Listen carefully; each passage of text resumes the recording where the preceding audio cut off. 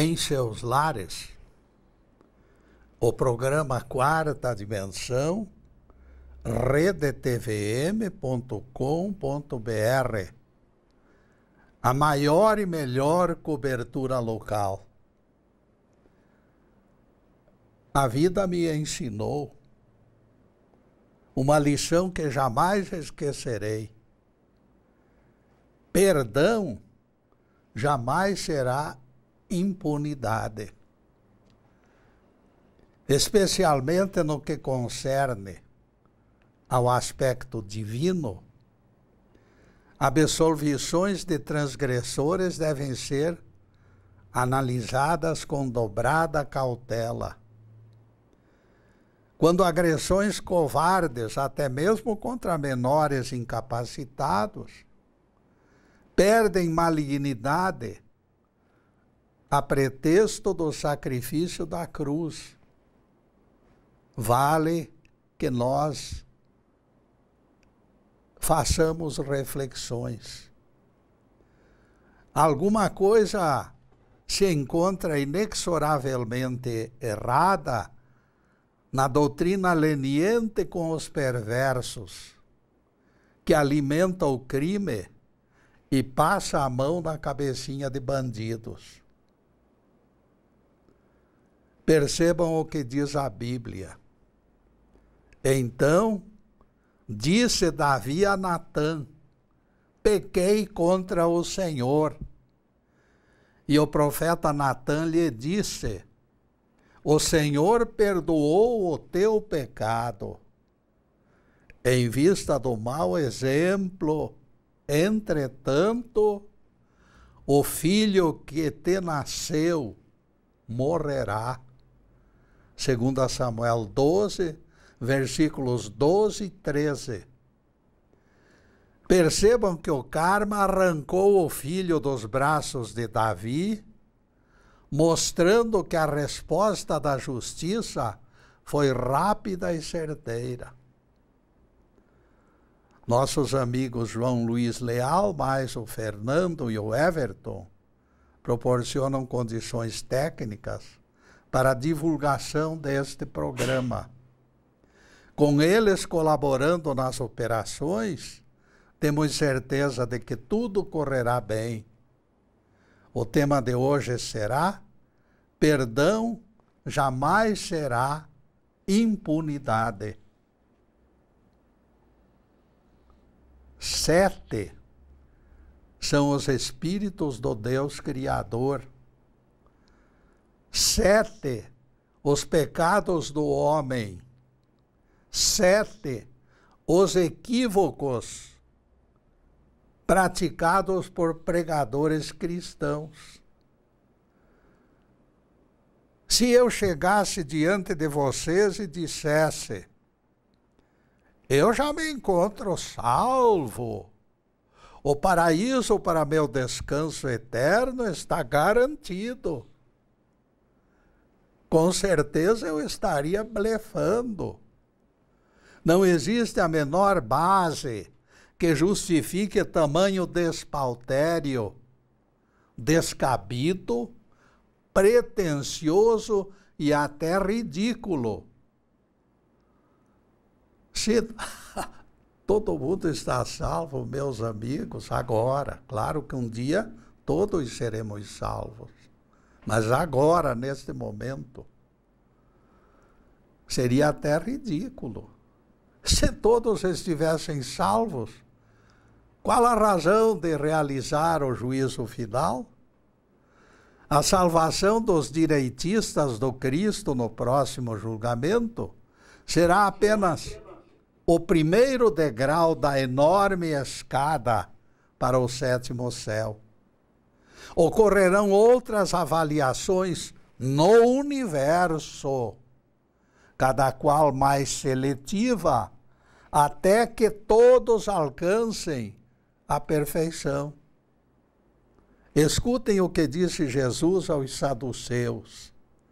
Depois da ressurreição, prestem atenção nisso que é muito importante. Depois da ressurreição não haverá mais casamentos, pois serão iguais aos anjos. Lucas 20, versículo 35, palavras de Jesus. No entretanto, Isaías, no capítulo 65, verso 20, do seu livro, falando da nova terra e novos céus, aponta nascimento de crianças. Se este próximo juízo final fosse o primeiro e o último, vejam que haveria conflito entre Isaías e Jesus, o maior profeta da Bíblia, contra Jesus, que é o nosso querido mestre. Agora, se nós aceitarmos múltiplos julgamentos, escaparemos desta contradição. Isaías profetizou o próximo juízo final que vai ocorrer brevemente para a nossa geração. Jesus falou de outro julgamento, aquele julgamento lá na frente, previsto para futuros ciclos. O que se encontrará em jogo no próximo julgamento é apenas a permanência ou não no planeta Terra, que será higienizado. A salvação nesta etapa significará continuar reencarnando no planeta Terra, que se tornará paradisíaco. Eu estou falando paradisíaco, ninguém confunda com paraíso. Paradisíaco é um planeta maravilhoso, mas não será o máximo. O aprendizado não terá chegado aos seus finais.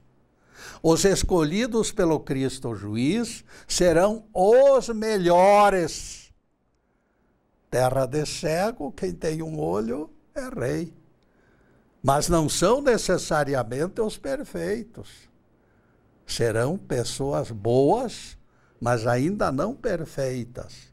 Planeta de expiação e provas, como é o nosso, depois da expulsão dos ímpios, ainda ostentará modesto título de mundo de regeneração. Seus habitantes continuarão reencarnando em corpos físicos, casando e morrendo. Jesus falou com clareza: ninguém subiu aos céus senão aquele que desceu dos céus, a saber, o Filho do Homem. João 3, versículo 13. Estas palavras mostram qualificações inatingíveis para terráqueos pretensiosos. Sétimo céu não combina com terráqueos imaturos e pouco sérios. Alcançar morada no planeta de regeneração será conquista condizente para quem viveu os sobressaltos da expiação e provas. Valerá perseverar para ocupar espaço entre estes escolhidos. A Bíblia diz: há justos e sábios, e as suas obras estão nas mãos de Deus. Não cabe ao homem, porém, a sabedoria de que seja digno de aprovação ou rejeição. Eclesiastes 9, versículo 1. Nosso destino é conhecido apenas pelo Todo-Poderoso. Só Ele sabe o que vai acontecer conosco. Tudo se reserva incerto para o futuro, visto acontecerem as mesmas coisas ao justo e ao ímpio, ao bom e ao mau, ao puro e ao impuro. Eclesiastes 9, versículo 2. No âmbito das coisas materiais, as águas escorrem no plano inclinado dos terrenos baixos. As águas só permanecem estáticas quando nós as represamos. Enquanto existir a menor fresta na estrutura da represa, as águas descerão a ladeira até o fundo do poço. Essas leis foram definidas pela ciência e os doutores as conhecem. Vai acontecer isto ou aquilo, dizem eles.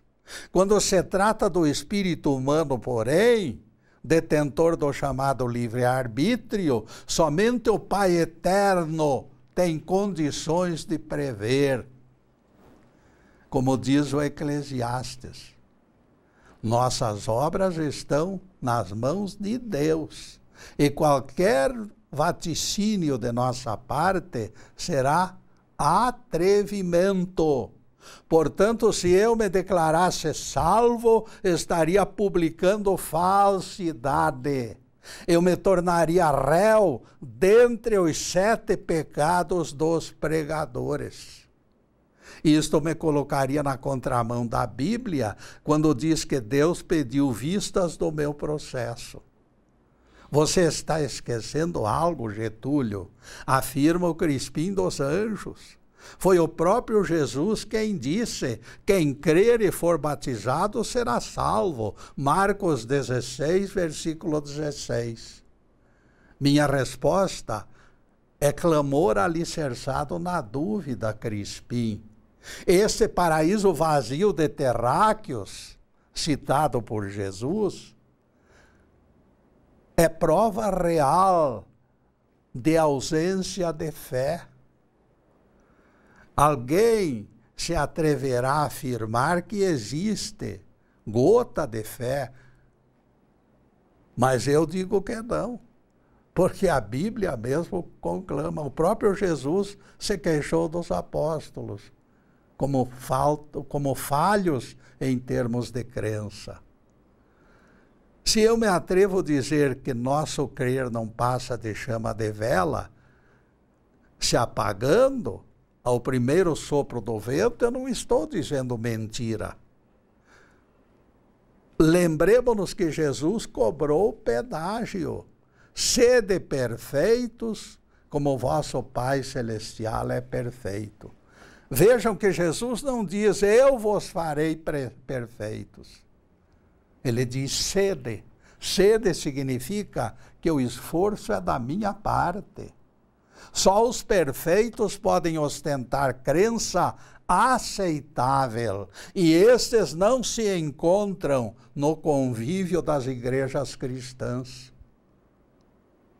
A propósito, amigo Crispim, eu pergunto para você: você se considera perfeito? Convictos de que a sua resposta é negativa, adiantamos que sua crença e também a minha crença estão fora dos padrões. Eu me incluo. Por isso, recomendamos expectativa compatível. Menos, como dizia Chico Anísio. Gabar-se de estar salvo está entre os 7 pecados de pregadores. O próprio apóstolo Paulo foi extremamente discreto em suas declarações. Paulo disse: para ver se de alguma maneira eu possa chegar à ressurreição dos mortos. Não que já a tenha alcançado, ou eu me considere perfeito. Filipenses 3, versículos 11 e 12, palavras de Paulo. Pouco mais adiante, nesta mesma carta, Paulo confirma sua dúvida. Mas prossigo para conquistar aquilo que me prendeu ao Cristo. Não julgo, porém, que já tenha conseguido. Filipenses 3, versículos 12 a 13. E neste Filipenses 3, meus amigos, nós vamos fazer a primeira interrupção em nosso programa para os comerciais do canal, mas é um zais. Daqui a pouco estaremos de volta. Obrigado.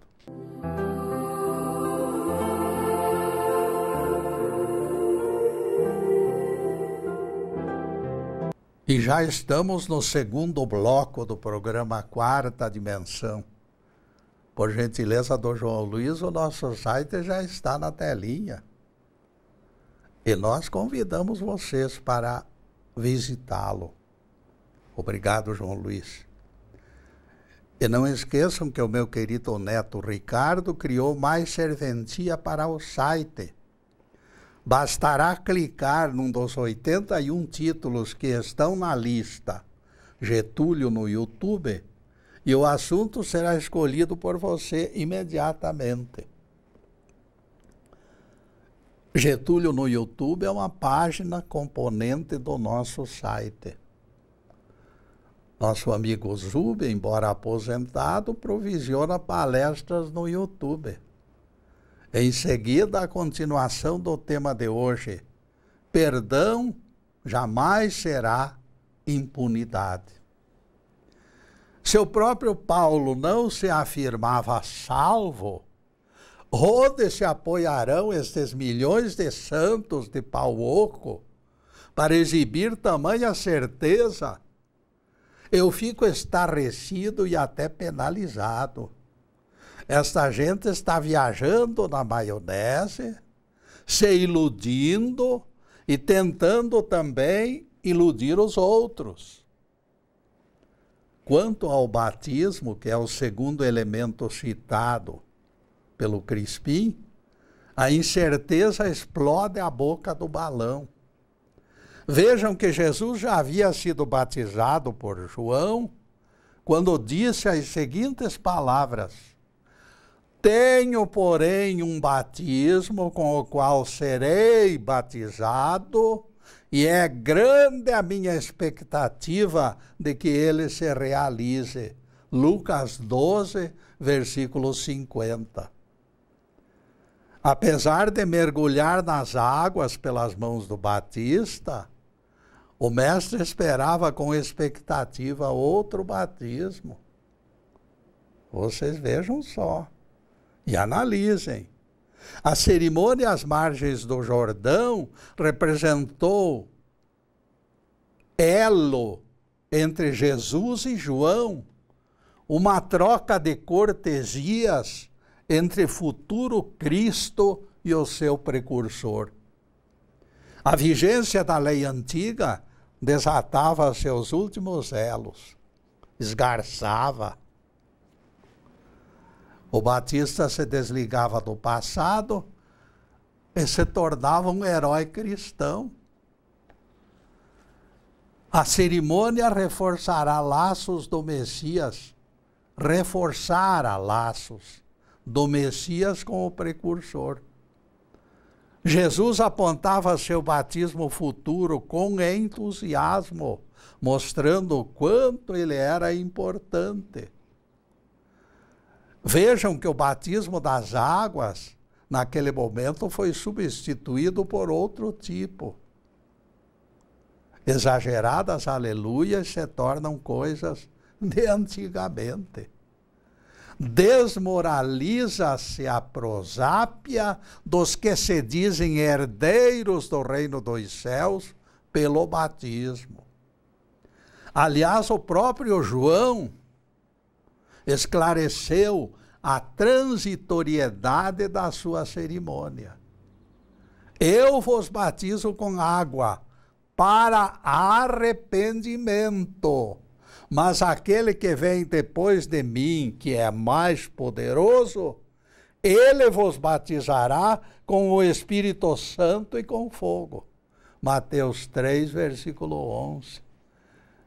E a charada fica completamente aceita por nós, completamente desvendada nos seus mistérios. Jesus revelou aos filhos de Salomé os contornos do verdadeiro batismo. Salomé pediu vantagens para os filhos Tiago e João. Não sabeis o que pedis, disse o mestre à mulher. Podeis beber no cálice que eu beberei, ou receber o batismo com que serei batizado? Marcos 10, versículo 38. Isto mostra que cerimônias são meras formalidades. Beber no cálice, meus amigos, é símbolo das provas cuja eficácia será avaliada por Deus. Nós somos batizados através do sofrimento que enfrentarmos com galhardia. O Pai Celestial, este conhece as minhas obras, boas e más, e só Ele tem condições de julgá-las. Fogo é sofrimento queimando palhas de obras perversas do nosso passado, incrivelmente mal. Este batismo de fogo, este sim, este salva, mas salva no tempo de Deus, quando todas as palhas das nossas imperfeições forem queimadas. É assim que nós entendemos a frase de Jesus: quem crer e for batizado será salvo, registrada em Marcos 16, versículo 16. A qualidade do crer é a paciência do sofrer, porém, e isto ficará nas mãos de Deus, analisar intimamente aquilo que é a nossa reação diante do sofrimento. Só Deus tem capacidade de avaliar isto. Os líderes religiosos ainda não se conscientizaram que cerimônias são criações humanas, desprovidas de qualquer mágica. No rol dos 7 pecados de pregadores aparece um outro exemplar. Estes usam linguagem altiva e soberana, exigindo ao invés de pedir. Como pretensiosos ministros do Evangelho, eles determinam curas, exigem cofres repletos para os seus fiéis, e assim por diante. Os famosos cultos da prosperidade. Aquilo é de encher cofre. Encaram Deus como alguém da mesma altura. É o fim da picada, caríssimos. É claro que pessoa versada nas Escrituras não procederia com tamanha arrogância. Tudo que eles estão fazendo é produto da ignorância. Determinar o que Deus deve fazer é o máximo em termos de soberba. A divindade não é lacaia, à disposição do senhorzinho 24 horas por dia. Não, não. Tal procedimento revela insensatez, e esta insensatez é digna de pena. A consciência de que nada somos diante de Deus deveria ser pano de fundo das nossas petições. Ao dobrarmos os joelhos diante de Deus, deveríamos fazê-lo com a máxima humildade. Poucas palavras, respeito e reverência. É assim que deveremos realizar nossas preces, no isolamento dos nossos quartos. Jamais exigir sinais de que nós somos merecedores de algo. Determinar isto ou aquilo é inconcebível. O próprio Jesus, quando pediu o afastamento do cálice, apressadamente rematou a petição dizendo: mas que se cumpra a vossa vontade, Senhor, e não a minha. Alegar direitos diante do Criador do Universo revelará falta absoluta de parâmetros. Vale a pena lembrarmos palavras de Jesus que serão proferidas no dia do juízo final para milagreiros que realizaram maravilhas. Eu não nego os milagres que alguém faz por aí, não, eu não nego. É o teor da relação com Deus que está sendo contestada por mim. E nós escutamos então as palavras dessas pessoas lá no juízo final. Senhor, porventura não profetizamos em teu nome, e em teu nome não expelimos demônios, e em teu nome não fizemos tantos milagres? Então eu lhes direi explicitamente: nunca vos conheci. Apartai-vos de mim, vós que praticais iniquidade. Mateus 7, versículos 22 e 23. Inúmeras figurinhas que se consideram salvas e privilegiadas cairão do cavalo. Antecipar sentenças pode terminar em catástrofe. A censura de Jesus a paranormais, detentores de carismas, mostra que o juízo final reserva surpresas. Ninguém está livre de cair do cavalo pelo atrevimento de se julgar parceiro do Todo-Poderoso. O evangelista Lucas registrou o posicionamento certo que os seguidores de Jesus deverão assumir. São palavras do próprio Mestre. Depois de haver desfeito tudo quanto vos foi ordenado, dizei: somos servos inúteis, porque fizemos apenas o que deveríamos fazer. Lucas 17, versículo 10. E neste ponto, caríssimos, vamos fazer mais uma pequena interrupção no programa para os comerciais do canal, mas é um instantinho só. Daqui a pouco estaremos de volta. Obrigado.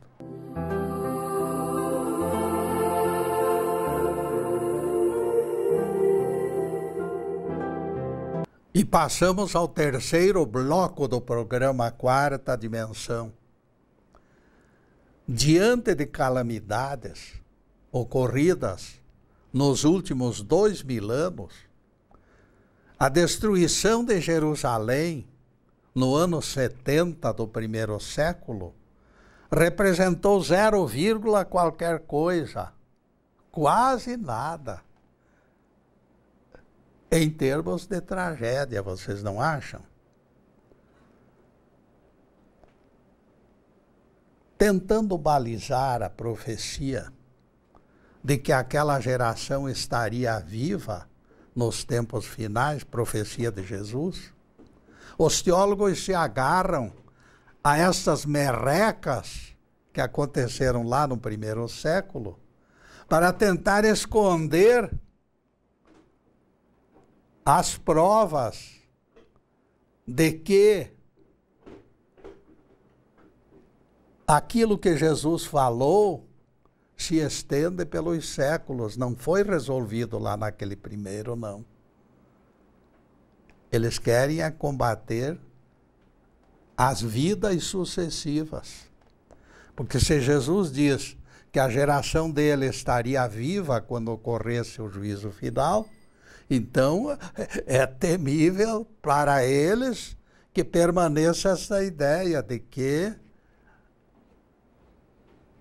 o holocausto atômico foi mais terrível do que aquela passagem do general romano acabando com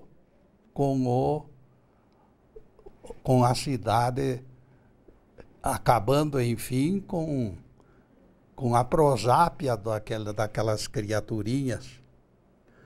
Os teólogos, então, se agarram a isto e ficam lutando para que aconteça a volta do pensamento para o tempo do fim modificado por eles.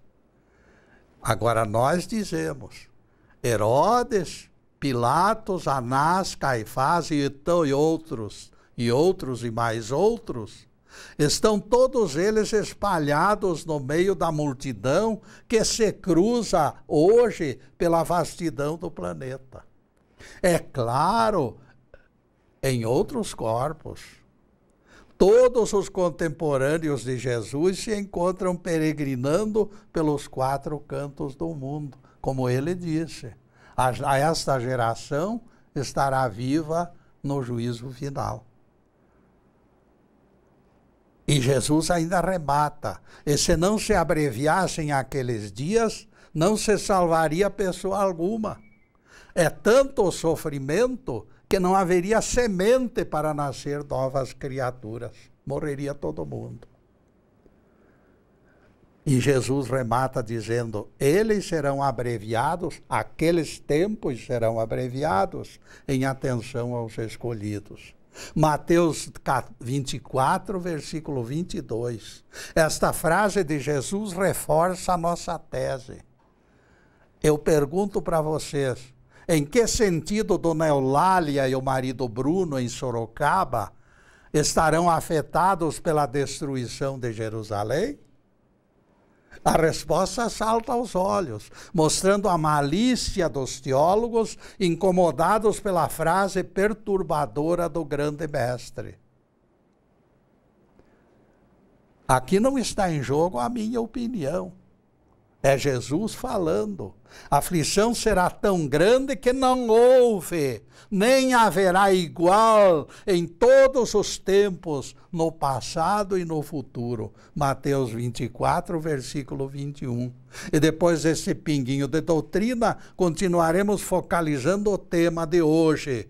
Perdão jamais será impunidade. Por mais excelente que sejam as nossas obras, a opinião do analista divino poderá ser outra. Ninguém deposite confiança nas opiniões da própria mente. Ninguém espere que o dever seja computado como algo excepcional. Depois de cumprirmos todas as obrigações que nos cabem, continuar laborando em termos de servo inútil é o certo.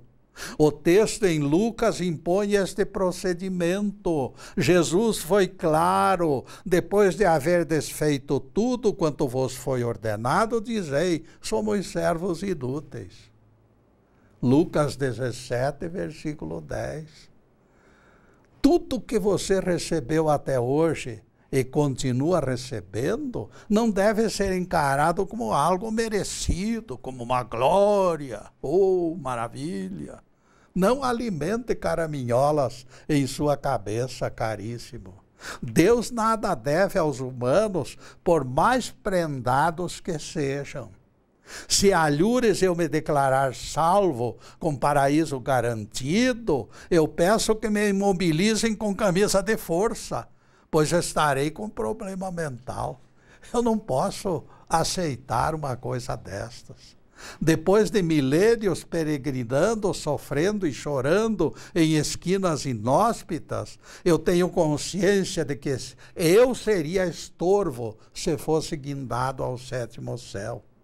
Ainda se encontra distante o término do meu aprendizado e a data somente é conhecida pelo Pai das alturas. Não me será lícita qualquer tentativa de avançar o sinal. Nossos crimes abomináveis só serão resgatados quando o Juiz Supremo pesá-los na balança eterna e a nossa redenção for confirmada por Ele, por Deus.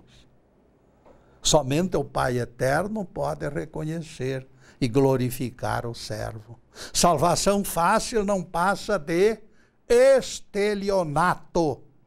Não sairás dali antes do resgate do último centavo. Essa aí não é palavra minha, não. Esta aí é uma frase pronunciada por Jesus em Mateus 5, versículo 26.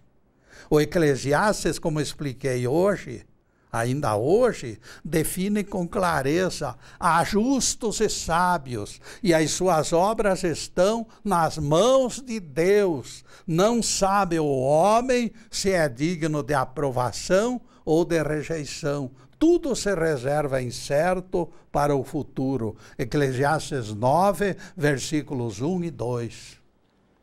Como poderei definir posição desprovida de meios adequados? O Evangelho nos conta que o Mestre disse aos príncipes dos sacerdotes do seu tempo, os príncipes dos sacerdotes. Jesus disse para eles: as meretrizes e os publicanos entrarão antes de vós no reino dos céus. Mateus 21, versículo 31, palavras de Jesus. Esta frase abre janelas, mostrando pequenos grupos em variadas ocasiões sendo recepcionados pelos anjos. Nós vamos sendo monitorados por Deus constantemente. Muita gente está se adiantando, está lá na frente. Tudo que tais pregadores têm que ser agora, tudo que eles querem para já, eles querem para agora, eles estão sempre em primeiro lugar. Mas eu lembro que a prioridade de Jesus é diferente. Ele coloca os publicanos e as meretrizes em primeiro lugar, na frente dos sacerdotes. Quando o mestre admite como salvos primeiro as prostitutas e os publicanos, depois os religiosos, não é surpreendente a rebeldia. O texto sugere árvore cujos frutos são colhidos logo que amadurecem. Pregadores apressadinhos insistem pela colheita completa. E lá se vão as sementes maduras e as sementes ainda verdolengas. Ninguém de nós é culpado se os sacerdotes amadureceram depois das meretrizes. Isto, a palavra é de Jesus, não é minha. Escutem o que diz o Sermão da Montanha, pois aqui se encontram janelas esclarecedoras. Entra urgentemente em acordo com o teu adversário, enquanto te encontras em caminho com ele, para que não te entregue ao juiz e sejas preso. Em verdade te digo que não sairás dali, enquanto não pagares o último centavo. Mateus 5, versículos 25 a 26, palavras de Jesus. Você muitas vezes se distrai e nem registra, mas de repente ofende alguém, inconscientemente. A ofensa é dívida, e que dívida? O ofendido poderá ficar noites e noites sem dormir, perturbado com seus gestos e as suas palavras. Urgente será procurar esta pessoa em busca de reconciliação antes que os tentáculos do karma o prendam. E o mestre aponta os desdobramentos do episódio em caso de adiamento do pedido de desculpas. Em verdade te digo que não sairás dali enquanto não pagares o derradeiro centavo. Mateus 5, versículo 26. Percebam que o involuntário gesto hostil de sua parte poderá gerar consequências funestas. Você não percebeu, você nem percebeu o negócio. Outros amigos por perto também não notaram. Mas a justiça do Altíssimo registrou o seu ato ofensivo naquela mesma hora. Vejam o quanto somos insensíveis, e esta insensibilidade justifica que nem mesmo conheçamos a profundidade das nossas carências. Declarações levianas e impensadas escapam ao controle da consciência e podem disparar dardos envenenados para a direita e para a esquerda. O vento conduz os petardos aos ouvidos de quem não recicla expressões ofensivas. E o desastre acontece de forma silenciosa, produzindo efeitos imprevisíveis. Veja que a Bíblia advertiu. As suas obras estão nas mãos de Deus. Eclesiastes 9, versículo 1. Ninguém se iluda pensando que a declaração leviana desabou no vazio da impunidade, nem pensar. O Todo-Poderoso está registrando todos os detalhes do nosso procedimento. Cabelo da nossa cabeça não cai sem que seja registrado por Deus. Seja consciente ou inconsciente, a responsabilidade pelos nossos procedimentos é nossa e responderemos pelas suas consequências. O karma funciona como relógio ponto de operário marcando horas positivas e negativas. Ninguém foge desta vigilância implacável. E neste implacável, caríssimos, vamos fazer outro pequeno intervalo em nosso programa para os comerciais do canal. Mas é um instantinho só. Daqui a pouco estaremos de volta. Obrigado.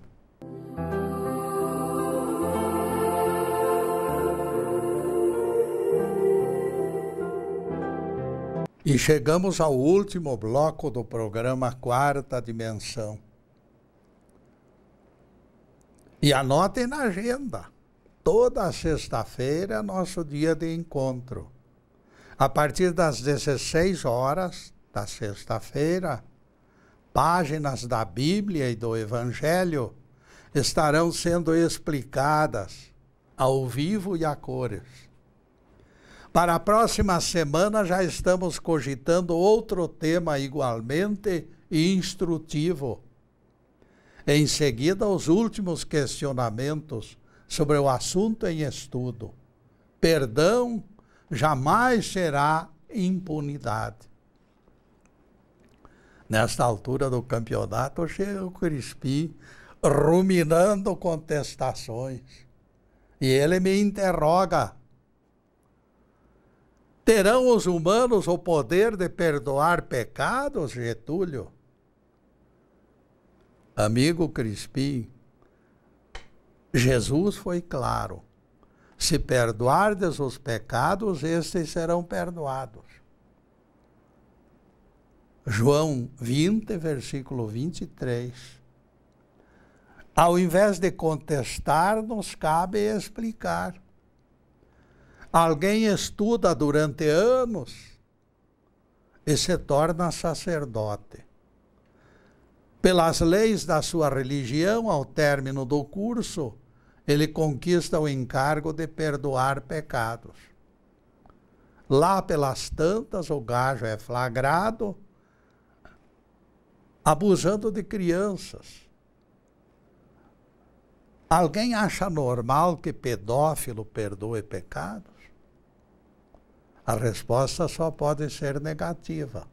Então ficamos sabendo que Jesus não se dirigia ao doutor teólogo, ao diplomado em seminário, ao seguidor de carreira sacerdotal. Porque não é aquilo que Jesus queria. Não é exatamente. Agora, se dentre estes sacerdotes existe alguém íntegro, este alguém está sendo também incluído no rol dos perdoadores. Não é impedimento. Apenas mostra o que Jesus realmente queria. Jesus se referiu, meus caros, ao terráqueo idôneo, sacerdote ou não sacerdote. Alguém austero e de caráter reto que eventualmente possa ajudar, independente da religião que pratique. Escolaridade e profissão também não são relevantes. Retidão de caráter é a única exigência no contexto. A resposta se define pelo verbo perdoar. Per, significando plenitude. Quando enriquecido pelo termo doar, completa o milagre. A palavra inteira significa doar a plenitude. Perdoar. Perdonare, em latim. Quando alguém possui transbordante luminosidade, este ser carismático atinge o pecador com tamanha força que desarticula suas estruturas. A malícia que resistia no infrator é atingida de tal maneira que a rendição incondicional se torna a única alternativa do pecador. O poder da mente, aureolada pelas boas intenções, destrói tendências maldosas como rolo compressor. O pecador é atingido pelo fascínio das forças do bem.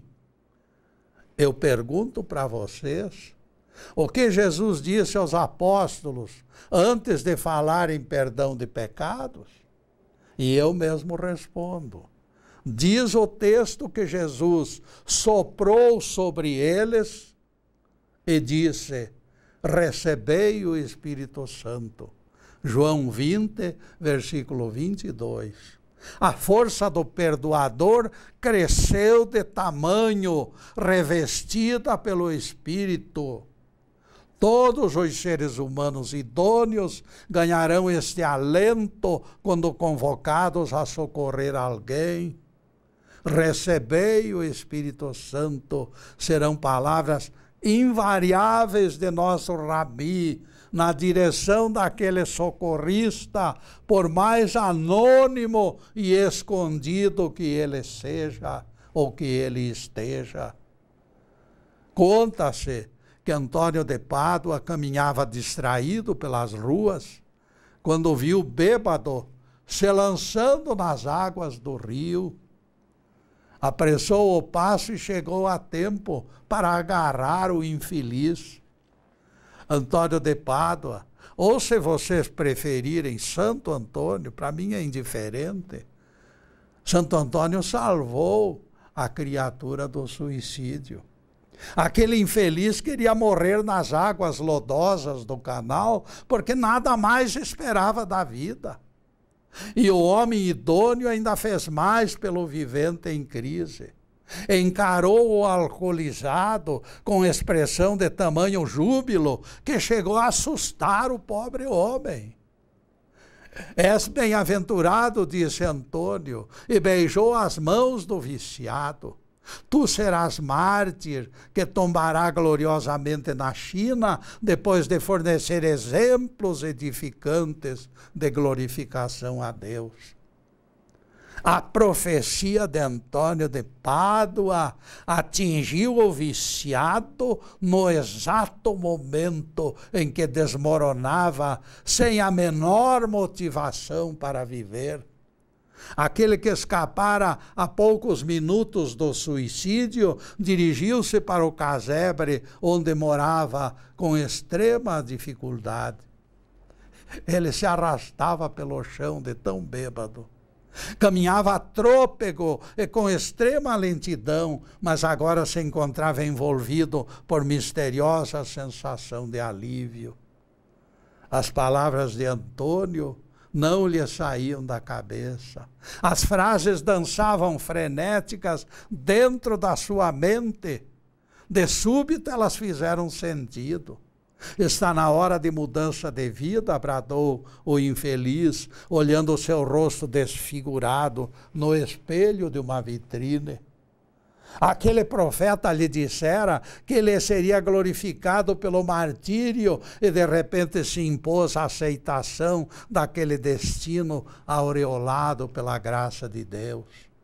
Na China, meus amigos, Nicanor Vicário se tornou guia e orientador de crianças e jovens a quem descrevia e explicava as palavras de Jesus. Os anos passaram e Nicanor se tornou líder e a perseguição o alcançou de forma implacável. No momento exato em que Nicanor Vicário foi supliciado pelo carrasco, ele acordou do outro lado da vida e logo enxergou Antônio de Pádua, que esperava por ele de braços abertos. Esta pequena história exemplifica palavras de Jesus sobre perdão de pecados. Antônio era homem idôneo. Este é o essencial para realizar tais proezas. Sua mente centrada no Altíssimo recebeu ondas proféticas e o Pai Celestial permitiu que o socorro fosse realizado em tempo. Antônio de Pádua percebeu que chegara o minuto do perdão e não deixou escapar a oportunidade. O carisma profético pode ser usado como instrumento de salvação. Precisamos orar e vigiar para que este minuto do perdão jamais se perca.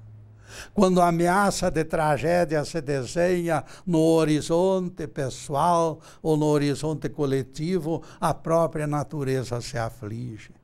Deus, impactado, abre portas e janelas e permite até mesmo revelação do futuro. O infeliz precisava conhecer o que lhe estava reservado para que recobrasse ânimo e coragem. A misericórdia do Altíssimo, meus amigos, jamais esquecerá as suas ovelhas que se perderam. Louvado seja Deus.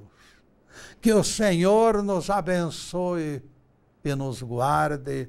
Que o Senhor faça resplandecer o seu rosto sobre nós e tenha misericórdia de nós. Que o Senhor sobre nós levante o seu rosto e nos dê a paz.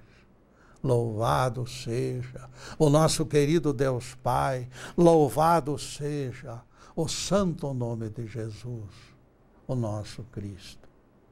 Obrigado, meu Deus. Obrigado, Jesus. E para vocês, meus amigos, o nosso agradecimento do fundo do coração. E o pedido a Deus que abençoe a todos. E que haja paz, mas acima de tudo, amor no coração. Muito obrigado, meus amigos. E boa noite.